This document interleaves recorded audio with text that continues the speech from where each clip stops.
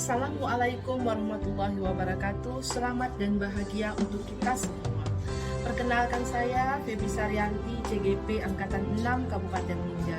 Pada kesempatan ini saya akan melakukan aksi nyata modul 1.4 yaitu budaya positif. Sebelum kita membahas tentang modul 1.4 aksi nyata, saya akan memulainya dengan sebuah pantun.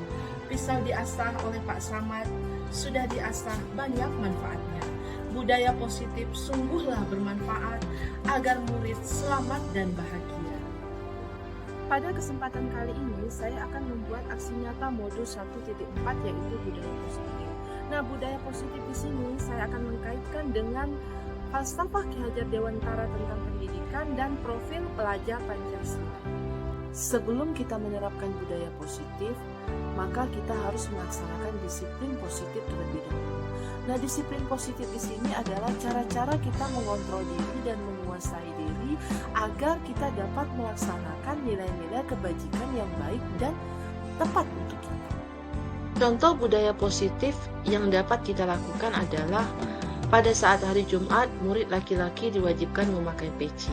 Nah, apabila murid laki-laki tidak memakai peci, maka kita akan memberikan sosialisasi dengan disiplin positif, mengajak dan meyakinkan mereka bahwa memakai peci itu adalah sesuatu yang baik untuk mereka.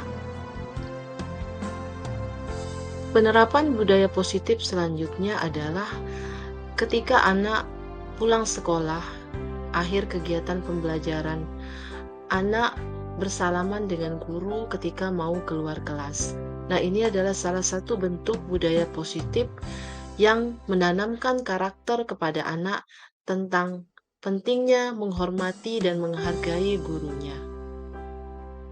Selanjutnya, penerapan budaya positif itu adalah menerapkan nilai-nilai kebajikan yang baik dan membuat anak selamat dan bahagia. Nah, di dalam menerapkan nilai-nilai kebajikan ini tentunya mengacu kepada profil pelajar Pancasila yang terdiri dari 6 unsur.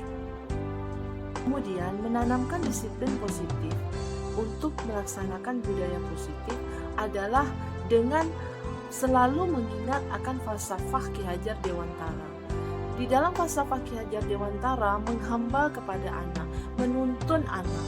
Artinya ketika kita mau menerapkan budaya positif, kita laksanakan dengan penuh rasa perhatian dan kasih sayang kepada mereka, agar mereka tidak merasa bahwa yang kita inginkan darinya atau yang akan kita lakukan kepadanya menjadi suatu keterpaksaan dan ketidaknyamanan bagi mereka. Dalam penerapan budaya positif tidak terlepas dari peran guru dalam posisi kontrol.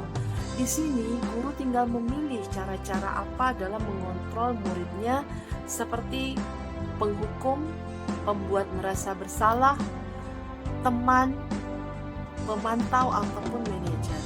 Nah, di sini guru harus menempatkan dengan sebaik mungkin posisi mereka agar ketika melaksanakan budaya positif, mereka melakukannya dengan tepat, mereka melakukannya dengan penuh rasa kasih sayang dan tanggung jawab.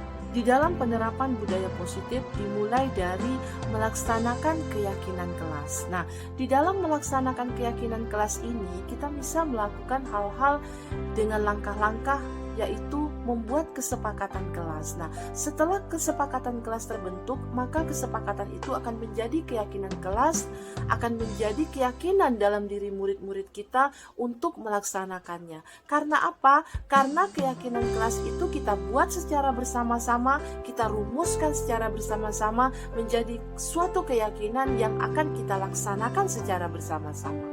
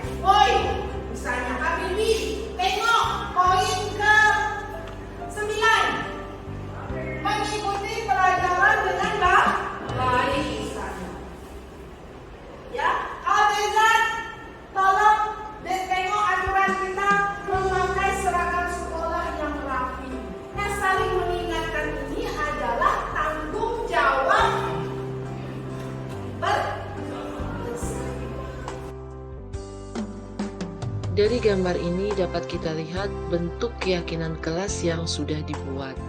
Nah, keyakinan kelas ini dibuat di depan papan tulis agar semua murid bisa melihat apa yang telah mereka sepakati bersama tentang keyakinan kelas. Berikut ini adalah 3 gambar yang menunjukkan hasil keyakinan kelas yang ditempelkan di dinding-dinding kelas. Mereka membuat sendiri, mereka menempel sendiri, kemudian mereka meyakini sendiri bahwa hal ini akan menjadi baik untuk mereka. Ketika kita menerapkan keyakinan kelas, pada akhirnya keyakinan kelas akan menjadi visi dan misi sekolah.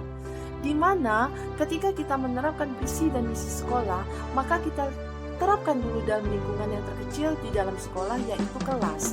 Nah, setelah kita merumuskan keyakinan kelas, maka kita akan mendapatkan visi dan misi sekolah kita.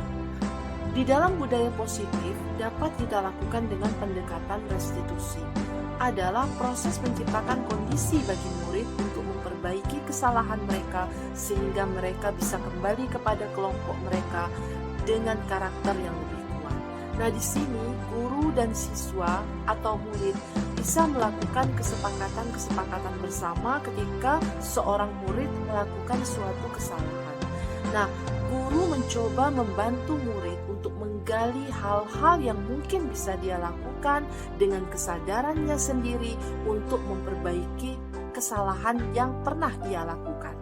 Nah, cara-cara restitusi itu ada 3. Dalam budaya positif terdapat segitiga restitusi. Yang pertama adalah menstabilkan identitas anak. Ketika anak melakukan kesalahan, maka kita perlu menstabilkan identitasnya sebagai seorang murid misalnya. Dengan melaksanakan misalnya setiap orang pasti pernah melakukan kesalahan, tidak ada manusia yang sempurna, dan sebagainya. 3 restitusi yang kedua adalah validasi tindakan yang salah. Nah, validasi tindakan yang salah ini berkaitan dengan kata-kata seperti kamu tentu punya alasan mengapa kamu melakukan hal tersebut. Ataukah adakah cara yang lebih baik yang bisa kamu lakukan untuk mengatasi masalah yang sedang kamu alami. Ketiga, restitusi yang ketiga adalah menanyakan keyakinan.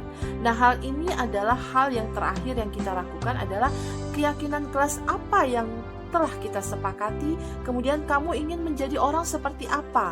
Nah, ini adalah pertanyaan-pertanyaan yang berkaitan dengan menanyakan keyakinan yang mereka telah pahami, tetapi mengapa mereka masih melakukannya, dan apa harapan mereka setelah mereka melaksanakan keyakinan tersebut.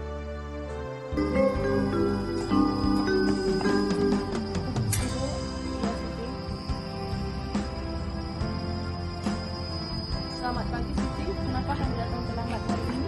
Ibu, maaf saya telat bangun. Ibu tahu, manusia itu tidak pernah sempurna. Semua orang pasti pernah melakukan kesalahan. Bahkan ibu pun pernah melakukan kesalahan. Kamu tahu apa yang menjadi keyakinan dan peraturan sekolah? Tahu Bu, harus memakai jilbab yang berwarna putih. Lalu kenapa kamu melakukannya? Jilbab saya basah. Nah, sekarang apa yang kamu lakukan untuk bisa memperbaiki keyakinan dan kesalahan? Ibu, saya minta saya akan berusaha merubah kesalahan saya. Saya akan menyiapkan alarm pada pagi hari dan menyiapkan jilbab yang saya akan pakai pada pagi hari di saat malam hari agar saya tidak datang terlambat dan tidak salah memakai jilbab. Baik, terima kasih Siti. Kamu sudah menyadari kesalahan kamu. Semoga kamu tidak melakukannya lagi dan sekarang kamu boleh kembali ke kelas. Terima kasih.